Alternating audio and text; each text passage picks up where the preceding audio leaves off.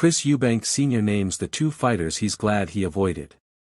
Chris Eubank Sr. was a world champion celebrated for his toughness. The two-weight titleist fought from 1985 to 1998 and first picked up the WBO middleweight title before moving up to hold the super middleweight belt from 1990 until 1995, and is generally ranked as one of the best Brits to ever compete in the division. Eubank had famous battles with countryman Nigel Benn, winning the first fight and drawing the second, as well as twice besting Michael Watson. He also fought Joe Calzaghe, loading by unanimous decision, was defeated by Steve Collins twice and fell short against Carl Thompson to send him into retirement. Speaking to Sky Sports back when his son Chris Jr. hooked up to train with former multi-weight world champion and boxing legend Roy Jones Jr., Eubank Sr. explained why he never stepped up to face the American and Unified Championship belts. "Roy is perfect, let me tell you why. He has two things, brains and speed. I only had brains. Roy beat James Toney who, privately for me, is one of the greatest super middleweights of all time.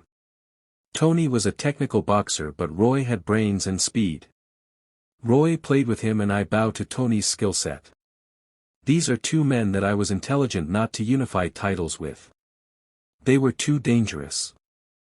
I would have fought Roy if he was number one contender, I would have had to, because my integrity would not have allowed me to dodge him. But I was WBO champion and he was IBF. I didn't have to, I wasn't forced to. It was a very tall building that I chose not to climb. If you choose to do something that you know you cannot do, or that is going to be very difficult, then you are a fool.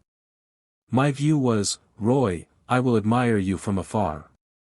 Roy Jones Jr. and James Toney were two of the most gifted boxers of the 1990s, both boasting exceptional skills and undefeated records when they clashed in November 1994 for Toney's IBF super middleweight title.